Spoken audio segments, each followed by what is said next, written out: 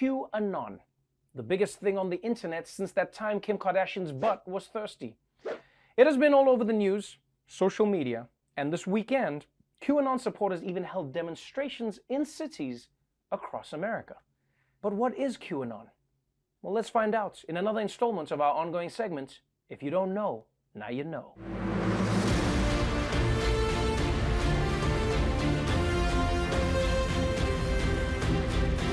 If you know anything about QAnon, you've probably heard that it's a conspiracy theory. But the truth is, it's more like a political cult built around a conspiracy theory and then crossed with a big book of word search puzzles. And if that sounds complicated, well, wait till you hear what they believe in. For believers, Q is an anonymous government official who posts classified information about a covert battle between the president and a malicious ring of celebrities, political elites, and the so-called deep state. This anonymous poster, Q, was giving secret clues about the coming, quote, Great Awakening. The central theme here is that Hillary Clinton and many of the world's other politicians and celebrities are members of a murderous child sex ring. Hillary Clinton, Oprah Winfrey, Tom Hanks, and others eat children in order to extract a life-extending chemical from their blood group. They believe that a group of military generals recruited President Trump to break up this conspiracy and end their control of the government and the media. Donald Trump, in the QAnon view, is going to save us from this in a moment called the storm. His tweets are misspelled for a reason. When he does Kafeve and the smocking gun, it's all code for what he's telling us. Okay, I want whatever these people are smocking. Because Trump's typos are a secret message? Man, I wish people were this forgiving when I did stupid shit. No, you guys don't get it. When Trevor threw up at that party, he was showing us it's what's on the inside that counts. But look, this guy's also not wrong. President Trump's tweets are misspelled for a reason. And that reason is he can't read. Now look, if Hillary and Oprah were eating children to live longer, I would be horrified. Because that is such a waste of magic blood. You feed those kids to Ruth Bader Ginsburg, people, priorities! But there's no ways this conspiracy theory is actually true. And look, I believe a lot of crazy shit, okay? I believe the TSA confiscates all our lotion in order to secretly sell it back to us at Walgreens. I believe possums are just dogs without makeup. I believe no one has actually ever broken up with me. They've just all been abducted by aliens. But this conspiracy theory is crazy even for conspiracy theories. I mean, set aside everything else. You're telling me Trump is doing something heroic, but instead of taking credit for it, he's keeping it a secret?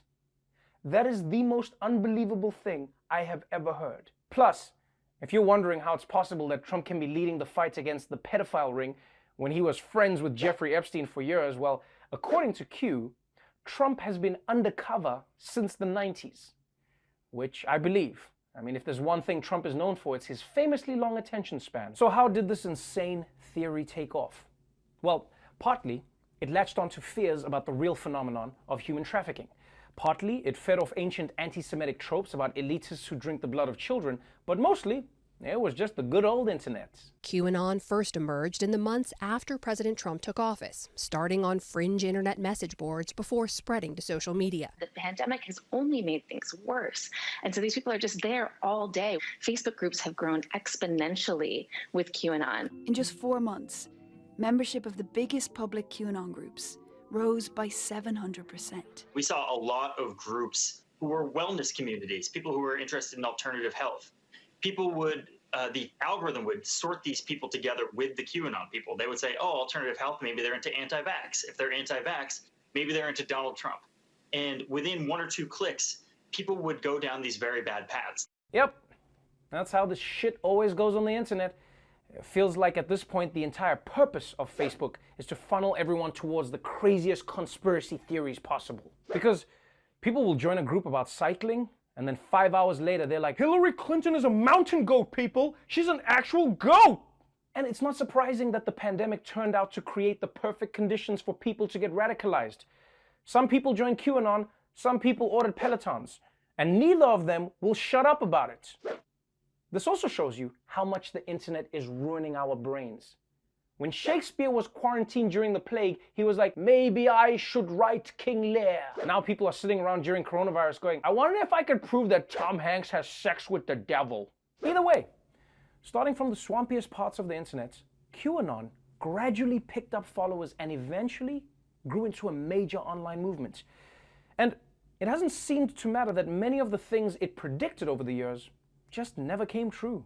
Early on, they were claiming that Robert Mueller was secretly investigating and going to indict the cabal of Democratic leaders, and that President Trump was secretly working with Mueller's team. President Trump has secretly created a police force, by the way, to arrest them and force them to wear ankle bracelets. The belief is that somehow the late JFK Jr. is alive and helping Trump clean up the deep state. Nearly all of these clues, including that Hillary Clinton was arrested, turn out to be wrong. But the batting average doesn't seem to matter. You can present them with evidence, you can demonstrate how the predictions have gone wrong, and they don't seem to care. It's just, again and again, that Q is bigger than anything that they can be presented with to the contrary. That's right.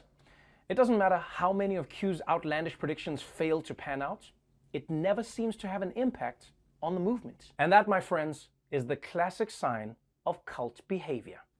Once you're invested enough in something, you will make any excuse for its failures. So please, don't be looking for logic here. That's not how cults work, okay?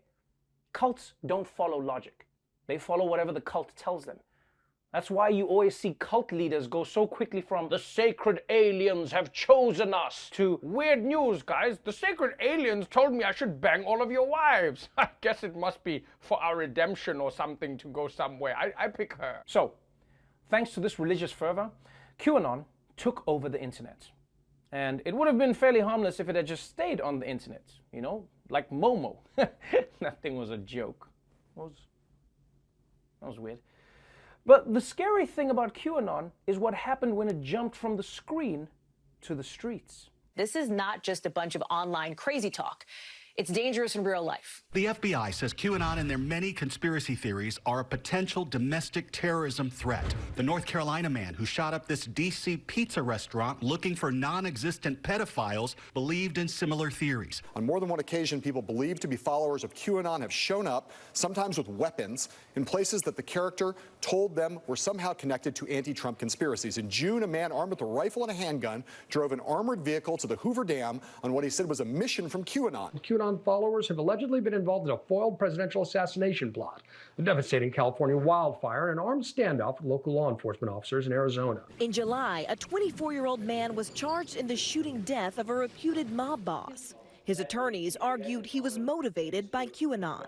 Written on his hand in the courtroom were QAnon symbols. You cannot be serious. Can you imagine being a mob boss and you get whacked by a kid from a message board? Not a rival, just some random kid. You'd almost want them to lie in your obituary and say you were a snitch. But this is insane. QAnon people are out in the world doing real things, shootings, hijackings, kidnappings. Of all the bad advice I've gotten on the internet, nothing ever came close to making me murder a mob boss.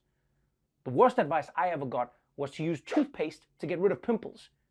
But I ate the entire tube of toothpaste and all I got was a tummy ache. The pimples didn't go anywhere. And even with sporadic real-world violence, it might be tempting to dismiss QAnon as just another lunatic fringe. But it's actually becoming pretty close to mainstream. In fact, there are roughly 50 Q supporters who ran for office in the Republican Party this year. And it's almost certain that one of them is actually going to be in Congress next year. Although maybe that's a good thing. Nothing will prevent them from getting anything done better than being in Congress.